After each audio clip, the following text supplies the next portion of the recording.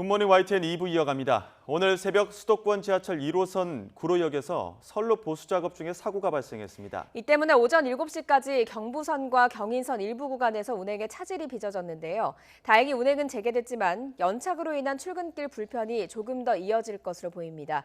현장에 나가 있는 취재기자 연결하겠습니다. 차유정 기자. 네네. 네, 현재 구로역에 차유정 기자가 나가 있는데요.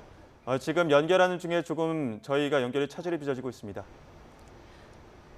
네, 오늘 새벽 2시 40분쯤에 이곳에 작은 사고가 있었습니다. 제가 나와 있는 이곳 구로역에서 이 선로 보수 작업을 하다가 장비 하나가 궤도를 이탈을 한 겁니다. 구로역은 경의선과 경부선 등이 모두 지나고 있는 환승역이라 특히 사고 여파가 컸는데요. 인천까지 연결하는 경인선, 천안을 연결하는 경부선 일부 구간에서 열차 운행이 중단됐습니다. 정확하게는 용산역 이후 도심 구간에서 열차 운행 차질이 빚어졌습니다. 특히 경의선의 경우 양방향 운행이 전면 중단돼 출근길 대란에 대한 우려가 컸는데요. 다행히 긴급 복구 작업이 이제 완료가 돼가지고 출근길이 시작되기 직전에 대부분 구간에서 운행이 재개됐습니다. 이어 영등포에서 광명역 사이로 오가는 셔틀 전동 열차도 아침 7시부터 정상화됐습니다. 일단 열차 운행은 재개됐는데 사고 여파로 대부분 역에서 열차가 지연 운행돼서 승객들이 불편을 겪고 있습니다. 코레일은 현재 궤도를 이탈한 장비는 모두 치웠다고 밝혔습니다. 긴급 복구를 마치는 만큼 곧바로 이제 본격적인 사고 원인을 조사하겠다는 방침입니다. 지금까지 구로역에서 전해드렸습니다. 출근길 중부지방을 중심으로 초미세먼지 농도가 높게 나타나고 있습니다. 짙은 안개에도 주의하셔야겠습니다. 자세한 날씨 알아보죠. 권혜인 캐스터. 네, 상암동에 나와 있습니다. 네, 오늘 미세먼지가 심하다고요. 네, 오늘은 어제보다 대기질이 더 탁합니다. 출근길 나서실 때 잊지 마시고 마스크 꼭 챙기셔야겠습니다.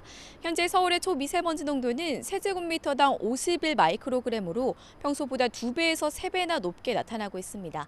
그 밖에 강원과 충청 지역 역시 초미세먼지 농도가 나쁨 수 보이고 있습니다.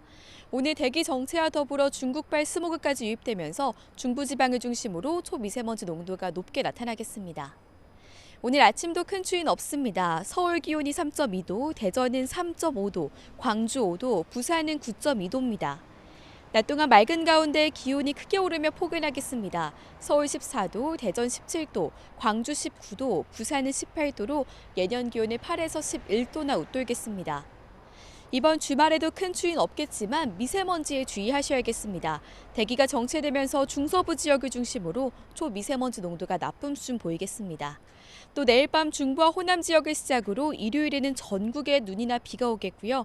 특히 중부와 호남 지역은 월요일까지 다소 많은 양의 눈이 이어지겠습니다.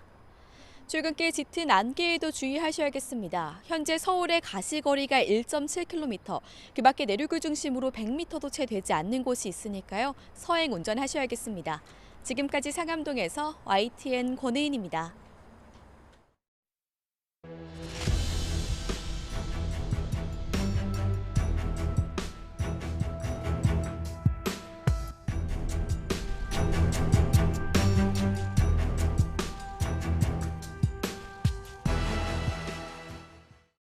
일본 총 감염자가 250명을 넘어선 가운데 이 바이러스에 감염된 첫 사망자가 나왔습니다. 크루즈선에서 감염된 사람 말고도 신규 감염자가 나왔는데요. 사망자는 물론 감염자가 모두 중국 등 해외를 다녀온 적이 없는 등 감염 경로가 오리무중입니다. 김상우 기자입니다.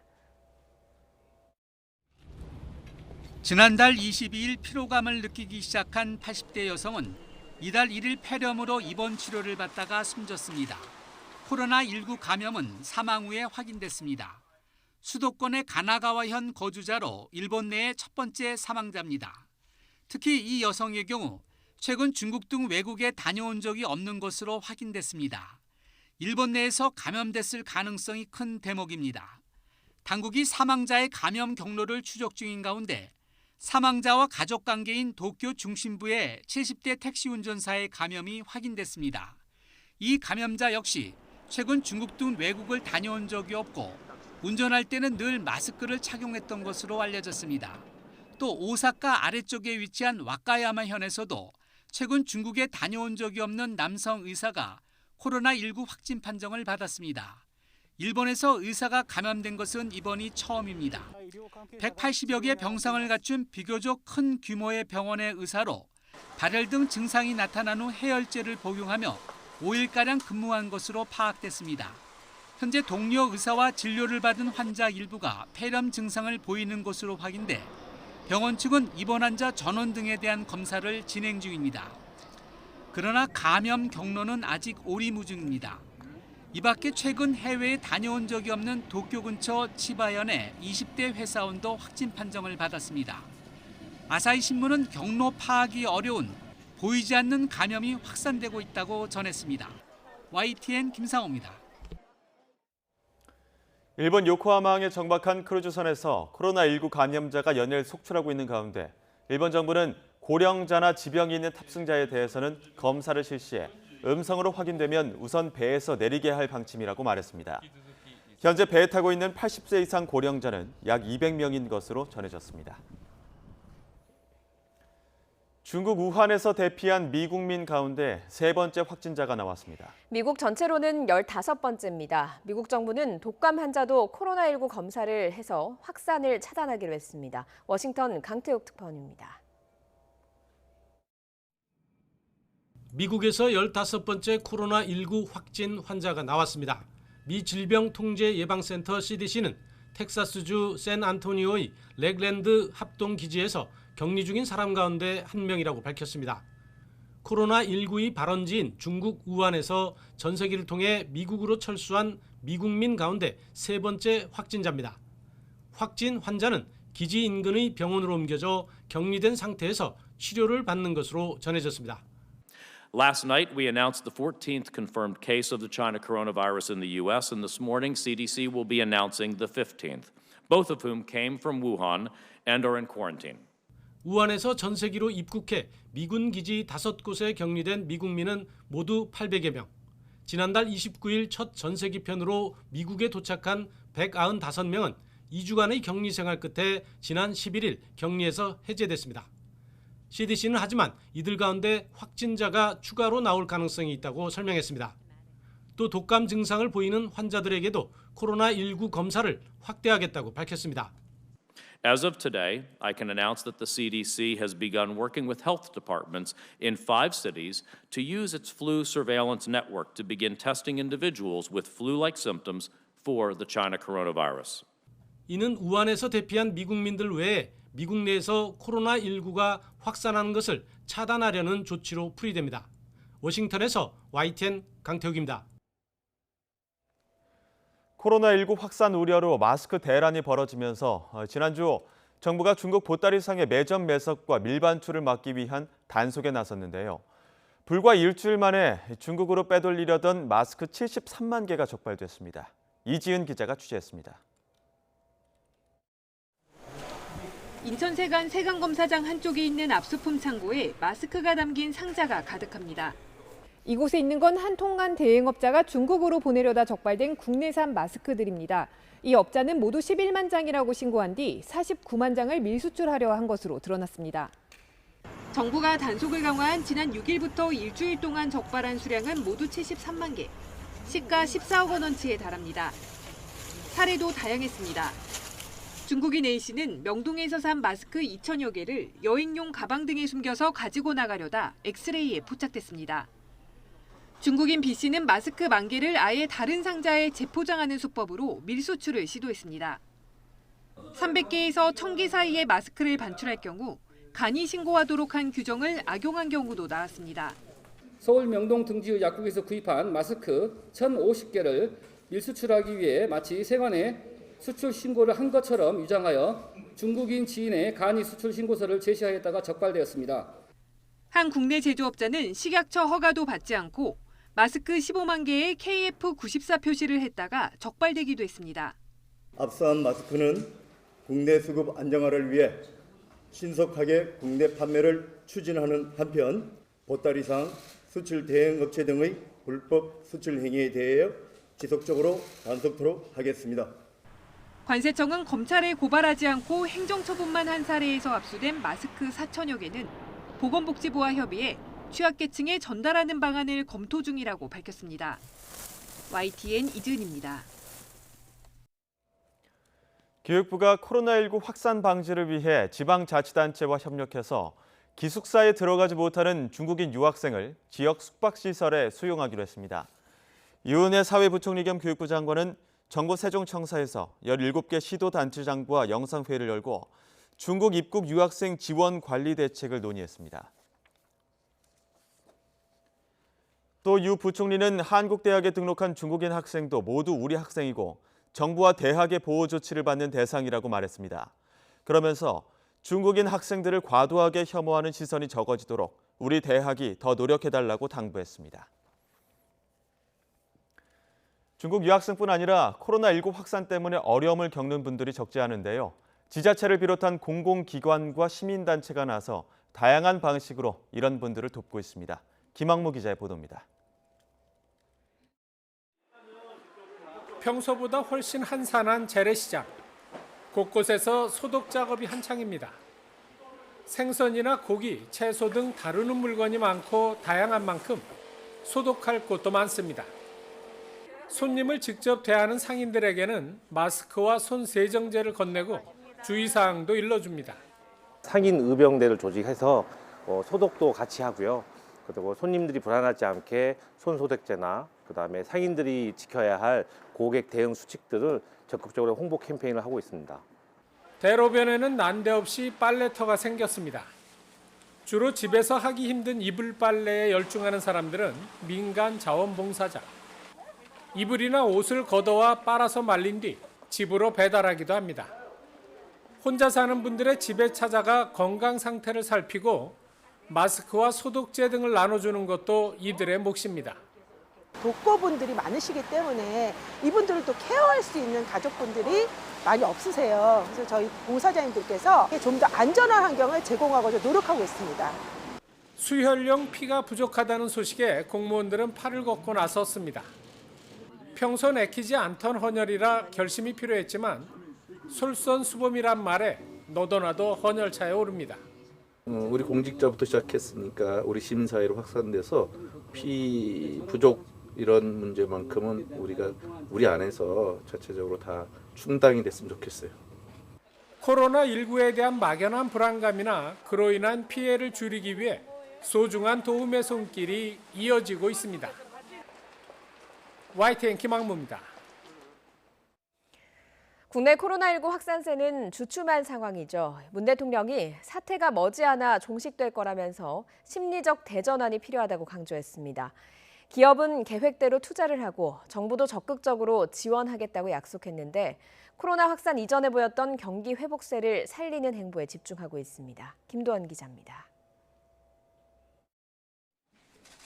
문재인 대통령과 이재용 삼성전자 부회장 등 6개 대기업 대표, 경제 5단체장이 한자리에 모였습니다. 코로나19로 예상치 못한 타격을 입은 경제를 회복시킬 방안을 논의하는 자리입니다. 문 대통령은 기업의 끊임없는 도전이 국민의 희망이 되고 있다고 평가하며 영화 기생충을 예로 들었습니다. CJ그룹이 투자한 영화 기생충이 아카데미 작품상을 비롯한 사관왕의 영예를 차지했습니다. 한류 문화의 우수성을 또 한 번 세계에 보여준 쾌거입니다. CJ그룹은 자산 순위로는 10위권 바깥이지만 중국 내 사업 규모와 함께 기생충의 성공도 초청에 반영된 것으로 보입니다. 문 대통령은 방역 당국의 노력으로 코로나19가 안정적으로 관리되고 있다고 진단했습니다. 그러면서 기업들은 예정했던 설비 투자를 차질 없이 진행해달라고 당부했습니다. 코로나19는 머지않아 종식될 것입니다. 이제는 정부와 경제계가 합심하여 코로나19의 피해를 최소화하고 경제 회복의 흐름을 되살리는 노력을 기울일 때입니다. 기업 활동 지원을 위한 과감한 세제 감면과 규제 특례는 물론 금융 지원, 업종별 대책 마련 계획도 밝혔습니다. 하루 전 남대문 시장 방문에 이어 소상공인, 중소기업 등에 대한 지원도 다시 약속했습니다. 기업인들은 중국 현지 공장의 정상 조업과 적극 행정을 위한 정부 차원의 뒷받침을 요청했습니다. 이번 사태에 한해서 정책 감사를 좀 폐지하는 수준까지 파격적으로 좀 운영이 된다면 공무원들이 이번 사태에 대비하는 정책 개발이나 집행에 조금 더 활발히 움직이고 문 대통령은 신종 감염병이라고는 하지만 너무 위축돼 있다며 심리적 대반전이 필요한 때라고 강조했습니다. 시장 상인부터 대기업 총수까지 차례로 만나면서 발빠른 분위기 전환을 모색하고 있습니다. YTN 김도훈입니다. 홍남기 부총리 겸 기획재정부 장관은 코로나19 사태가 5년 전 메르스 때보다 경제에 더 영향이 있는 것으로 분석된다고 말했습니다. 홍 부총리는 청주 오송에 있는 신풍제약에서 현장 간담회를 열고 희생자 수나 확산 속도 면에서 메르스 때보다 심각성은 낮지만 지나친 공포감을 가진 것 같다며 이같이 밝혔습니다. 이와 함께 코로나19 사태로 인한 피해를 최소화하기 위해서 다음 주쯤 수출 지원 대책을 내놓을 예정이라고 덧붙였습니다. 코로나19의 경제 영향과 대응 방안을 논의하기 위해 경제부총리와 한국은행 총재 등 경제 수장들이 한자리에 모입니다. 기획재정부와 한국은행은 홍남기 부총리와 이주열 한국은행 총재가 오는 낮 12시 서울은행회관에서 거시경제금융회의를 열 예정이라고 밝혔습니다.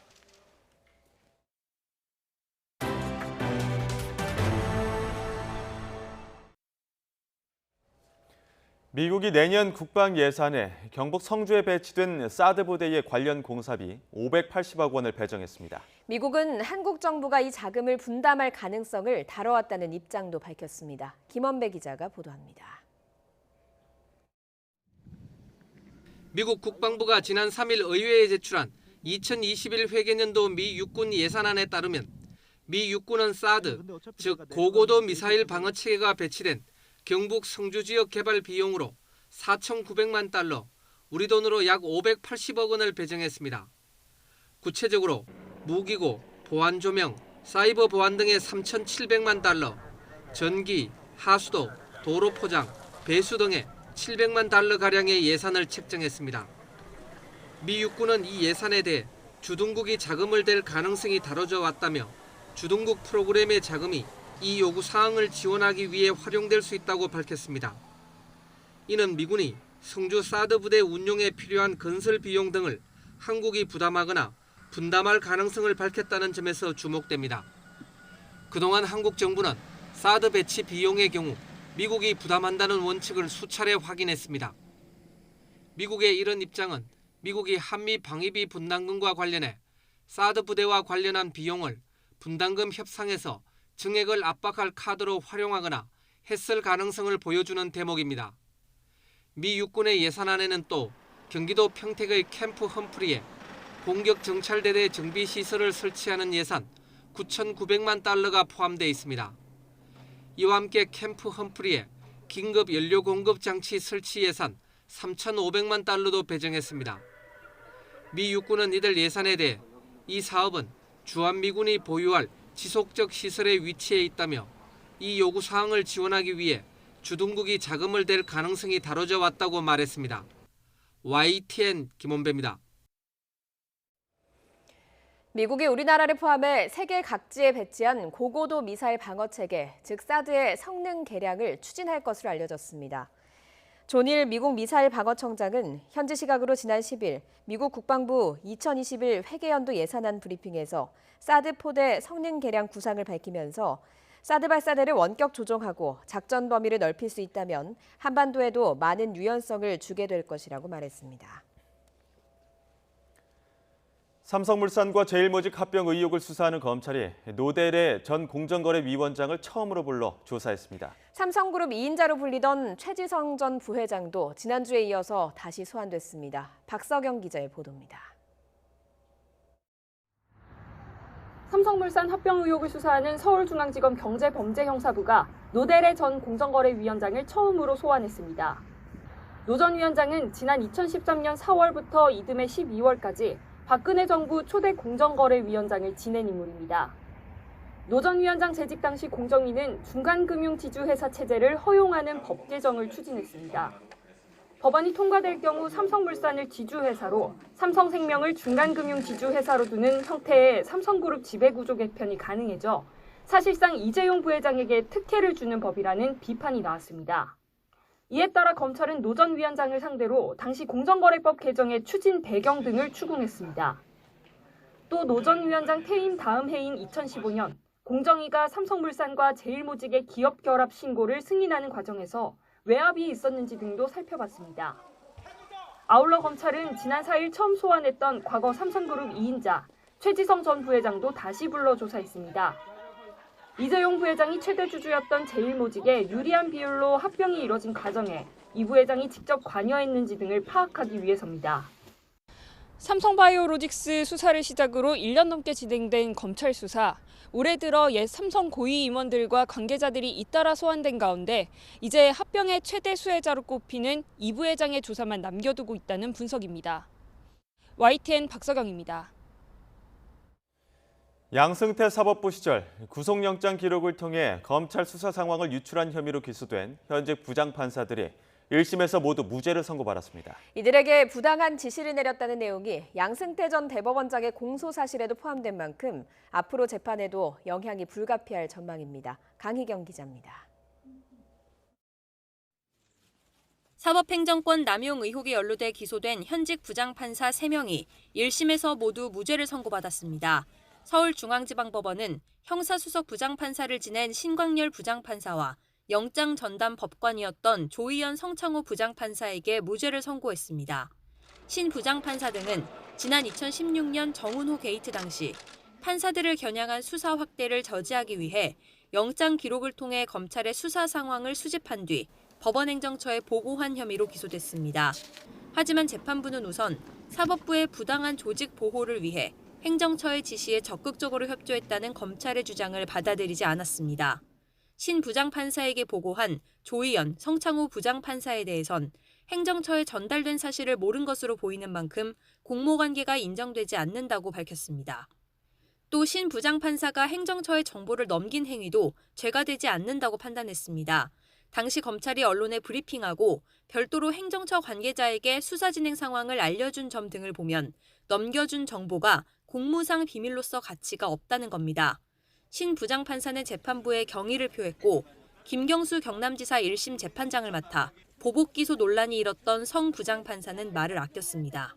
검찰이 좀 무리한 기소가 아니었을까요? 좀 어떻게 보시나요? 그 부분은 재판부에서 충분히 설명을 드린 것으로 알고 있습니다.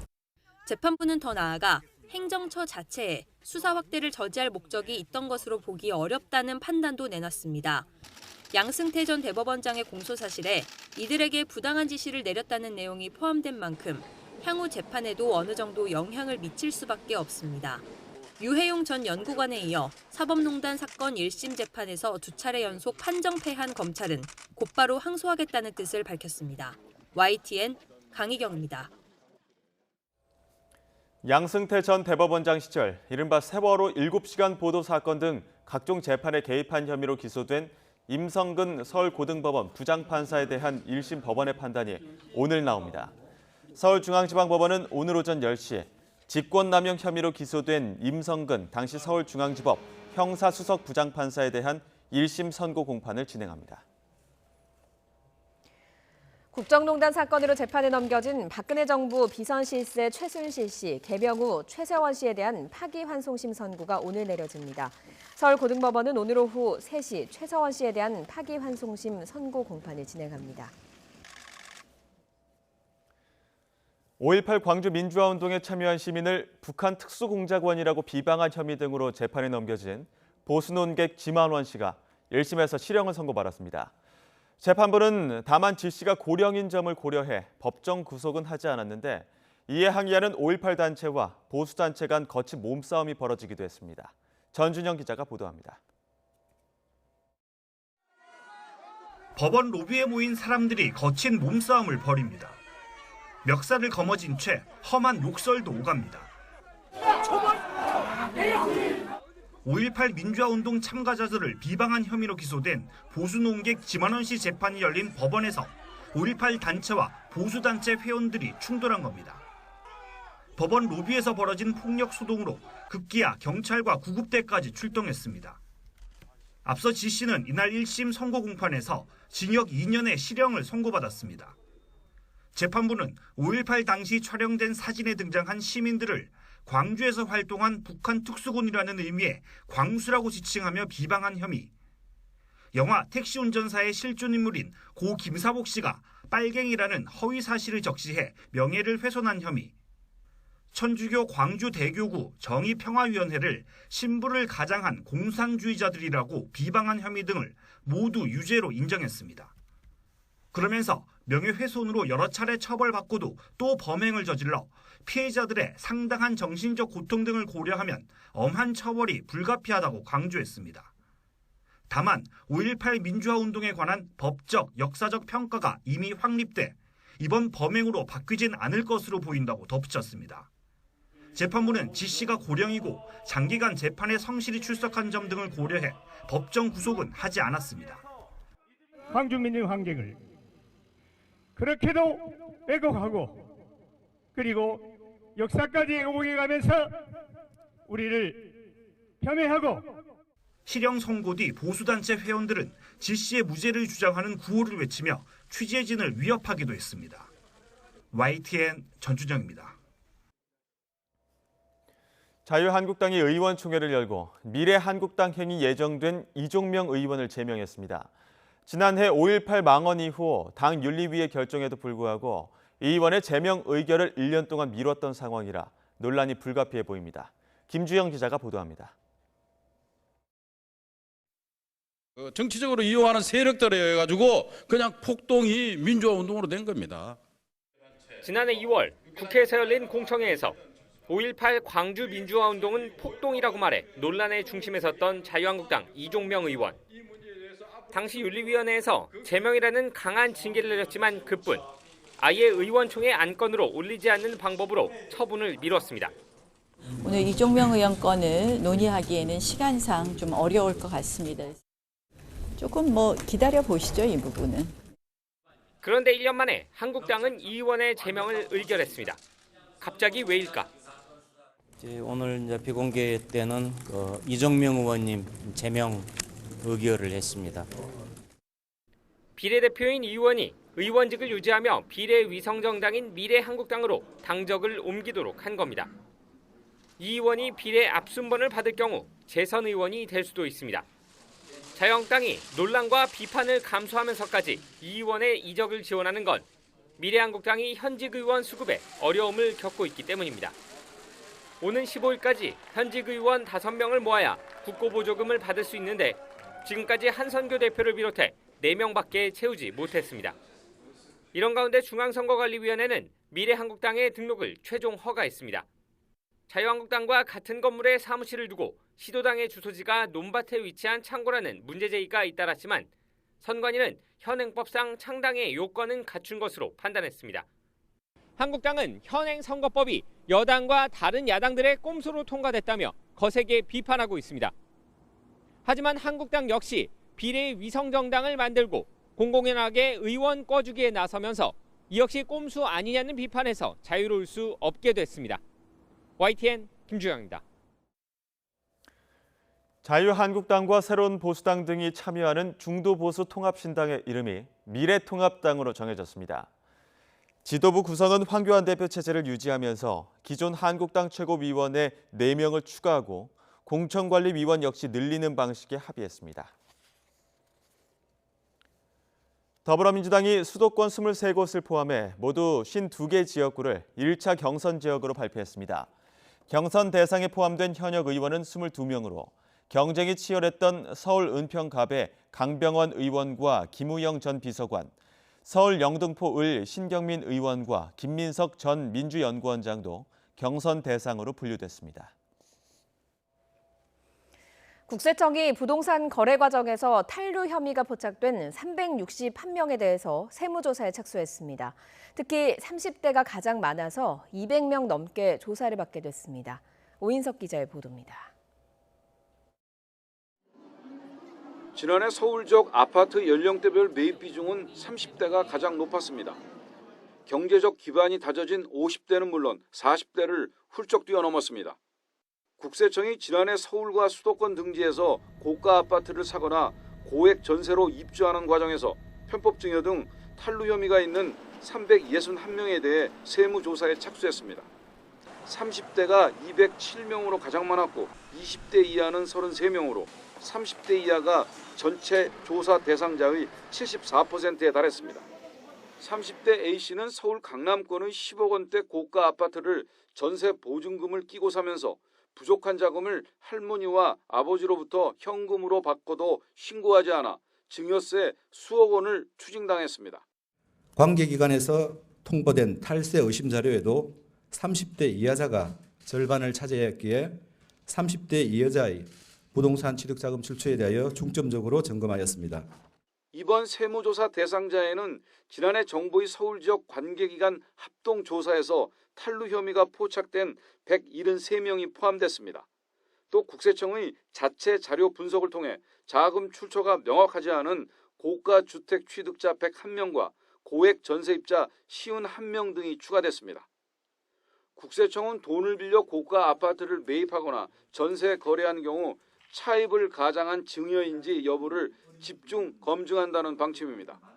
탈세가 의심되는 주택 취득금액 6,492억 원 가운데 차입금 비중이 70%에 가깝기 때문입니다.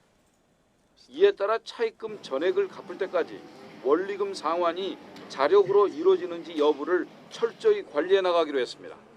YTN 오인석입니다. 제주의 한 자동차 부품 공장에서 불이 나 2시간 반 만에 진화됐습니다. 서울과 전주에서도 밤사이 크고 작은 화재가 잇따랐습니다. 부장원 기자의 보도입니다. 건물 창문에서 시커먼 연기가 뿜어져 나옵니다. 제주시에 있는 자동차 부품 가게 2층에서 불이 났습니다. 인명피해는 없었지만 고무와 플라스틱 소재 부품이 타면서 유독가스와 연기가 많이 발생했습니다.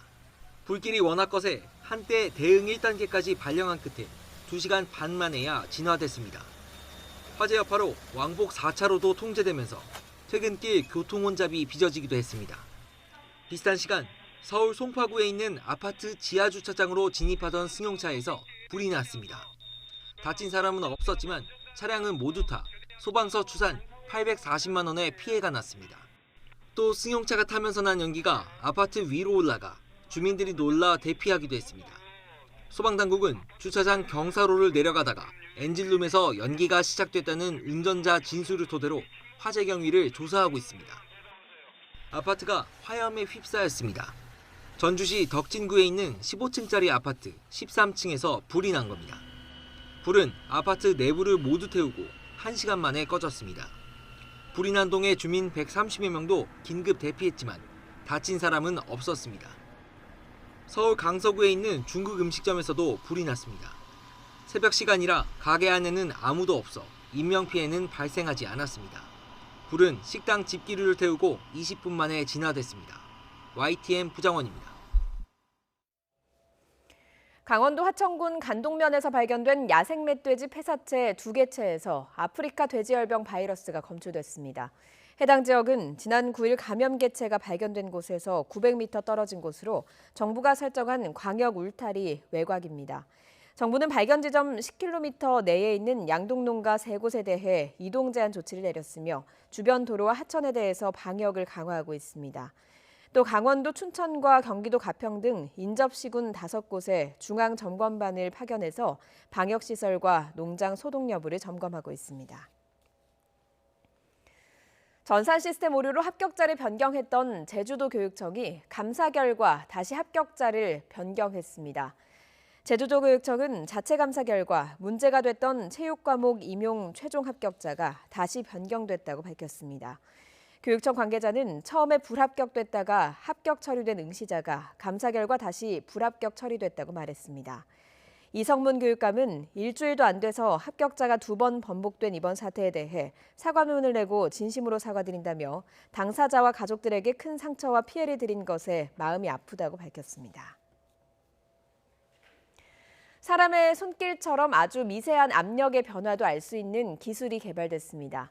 생체 인증과 웨어러블 기기 등 다양한 분야에 활용될 수 있을 것으로 보입니다. 이정호 기자입니다. 손가락을 대면 빛과 함께 지문이 나타납니다. 아주 얇고 투명한 압력 센서를 만들어 압력 분포를 실시간으로 볼 수 있는 기술입니다. 국내 연구진이 새로운 나노 복합 소재를 이용해 민감도가 최대 20배 높고 투명한 초고감도 압력 센서를 개발했습니다. 아주 투명하고 얇은 방막의 압력 센서를 개발하였고요. 이 압력 센서를 양자점 디스플레이를 이용해서 실시간으로 압력을 빛으로 적용할 수 있는 기술을 개발하였습니다. 센서의 두께는 머리카락의 100분의 1 굵기인 1마이크로미터. 어느 곳에 압력이 있는지를 빛으로 확인함으로써 사용자의 편의를 높일 수 있습니다. 압력이 가해질 때만 전류가 흘러 빛을 내는 원리입니다. 삼원색을 모두 표현할 수 있고 바늘침 같은 예리한 압력도 정확하게 감지할 수 있습니다. 물체의 표면 질감까지 실시간으로 분석할 수 있는 이 기술은 3차원 입체 정보를 한눈에 파악할 수 있습니다. 감도가 아주 뛰어나 웨어러블 기기, 터치형 디스플레이, 전자제품 등 압력 센서가 필요한 분야에 폭넓게 활용할 수 있을 전망입니다. 우리가 3차원 입체 정보 생체 인증이라든지 다른 우리 바이오 정보까지도 충분히 고급화해 줄 수 있는 그런 좋은 기술을 할 수 있습니다. 이 연구 성과는 네이처 커뮤니케이션스 온라인판에 실렸습니다. YTN 이정호입니다.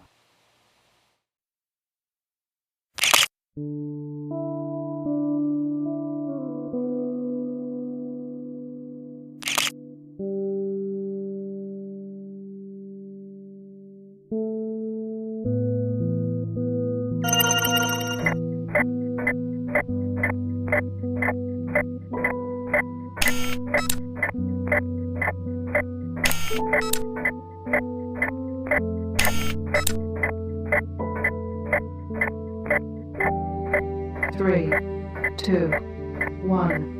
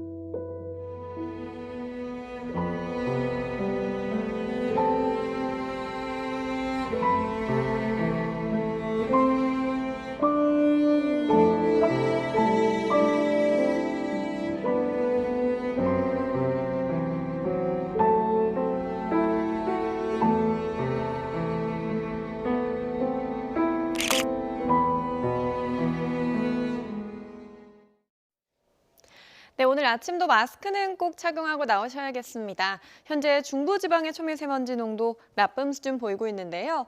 오늘도 중국발 스모그가 유입되면서 주말까지 중부지방은 공기가 탁하겠습니다. 오늘 낮 동안 4월 초에 해당하는 봄 날씨를 보이겠습니다. 서울 낮 기온 14도, 광주는 무려 19도로 평년 수준을 10도 이상 크게 웃돌겠습니다. 주말 동안에는 전국에 눈비 소식이 있습니다. 내일 밤 중부와 호남을 시작으로 일요일 전국에 눈이나 비가 오겠고요. 월요일까지도 많은 양의 눈이 이어지겠습니다. 눈비가 지나고 다음 주에는 영하권의 반짝 추위가 찾아오겠습니다. 오늘 아침도 시야가 무척 짧습니다. 가시거리가 100m도 미치지 못하는 곳이 많은데요. 안개는 오전까지 이어진 뒤 낮부터 맑은 하늘이 드러나겠고요. 제주도는 아침까지 비가 조금 내리겠습니다. 현재 기온 살펴봅니다. 서울 3.2도, 대전 4.4도, 부산 9.2도로 크게 춥지 않은데요. 낮 기온은 15도 안팎까지 오르겠습니다. 서울 14도, 강릉과 청주 15도, 부산과 울산 18도까지 오르겠습니다. 반짝 강추위는 다음 주 수요일 낮부터 차츰 누그러지겠습니다. 날씨 정보였습니다. 생활이 어려워 무료 급식소를 이용하는 어르신들이 쌈짓돈을 모아 중국 교민 돕기에 나섰습니다. 강원도 원주에 있는 밥상 공동체 무료 급식소를 이용하는 어르신 350여 명이 그 주인공인데요. 네, 이 어르신들은 코로나19로 힘든 중국 소식을 접하고 어려운 형편에도 모아두었던 쌈짓돈들을 한데 모았습니다. 금액은 모두 합쳐 10만 원 정도지만 어르신들은 그 돈으로 300장의 마스크를 사고요. 함께 모여서 손편지도 썼는데요. 중국에서 두 번째로 감염자 수가 많은 광저우 한인 교민들에게 전달될 예정이라고 합니다. 인천의 한 자치구가 주로 늦은 밤과 새벽에 하던 생활 폐기물 수거를 주간에 하기로 했습니다. 환경미화원은 가족과 함께 저녁 있는 삶을 보낼 수 있고 수거 활동도 더 안전해졌습니다. 이기정 기자입니다. 심야 시간에 동네의 생활 폐기물을 차에 실어 옮기는 환경미화원들. 어둠 속에서 조명에 의존하다 보니 일부 폐기물이 길바닥에 남기도 하고 작업 자체가 위험스럽기도 합니다. 인천 연수구는 다음 주부터 인천 지역 최초로 환경미화 작업을 주간 근무로 전환하기로 했습니다. 밤 11시부터 오전 7시까지 철야로 진행하던 폐기물 수거 작업 시간대가 오전 4시부터 낮 12시로 변경되는 겁니다. 낮에 근무를 하게 되면 골목이나 큰 길이나 저희가 쓰레기를 직접 눈으로 멀리까지 볼 수 있어서 놓치지 않고 전부 수거할 수 있는 게 저희 업무에 도움이 된다고 생각합니다. 연수구는 지난해 10월에 주간 수거 작업을 시범적으로 운영한 결과 폐기물 수거 효율성이 높아지고 안전사고의 위험도 감소하는 것으로 판단했습니다. 환경부의 폐기물관리법 시행규칙도 주간 근무를 원칙으로 하고 있지만 무엇보다 환경미화원의 삶의 질을 확실하게 개선하자는 것이 이번 주간 작업 전환의 중요한 계기입니다. 우리 미화원 분들이 저녁 때 작업을 하시게 됨으로 해서 가족들과 저녁을 함께 못합니다. 이분들께 저녁 있는 삶을 되돌려드리기 위해서 이렇게 주간 수거제로 전환했습니다. 지자체는 심야 근무 수당 등 줄어들게 되는 임금 차액은 보전해주겠다는 방침입니다. 또 차량 정체가 빚어지는 출근 시간대를 활용해 1시간의 휴식 시간도 주어져 어두운 야간 작업으로 인한 피로 누적 등 열악한 환경은 한층 개선될 전망입니다. YTN 이기정입니다.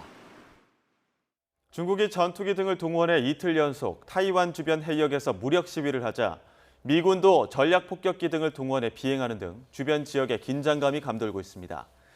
타이완 국방부는 미 공군 특수작전기 한 대가 어제 오전 타이완 해협 중간선을 따라 북쪽에서 남쪽으로 비행했다고 밝혔습니다. 트럼프 미국 대통령이 민주당 대선 주자인 마이클 블룸버그 전 뉴욕시장이 일본 여론조사에서 3위까지 치고 올라오자 견제에 나서고 있습니다.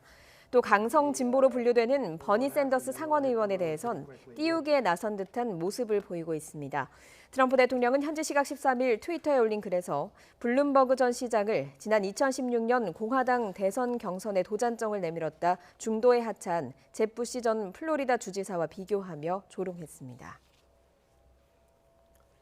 아베 신조 정권이 일본 정부 행사인 벚꽃을 보는 모임을 자의적으로 운용했다는 의혹과 관련해 일본 지식인들이 아베 총리에 대한 형사 책임을 묻겠다며 나섰습니다. NHK는 변호사와 교수 등 100명이 아베 총리의 법적 책임을 추궁하는 모임을 결성했다고 전했습니다. 제안자 중 한 명인 이즈미사와 아키라 변호사는 법률가의 눈으로 보면 공직선거법 위반이나 정치자금 규정법 위반이 될 수 있다면서 중대하게 보고 그냥 넘길 수 없는 문제라고 말했습니다. 금요일 굿모닝 YTN 여기서 마치겠습니다. 시청해주신 여러분 고맙습니다.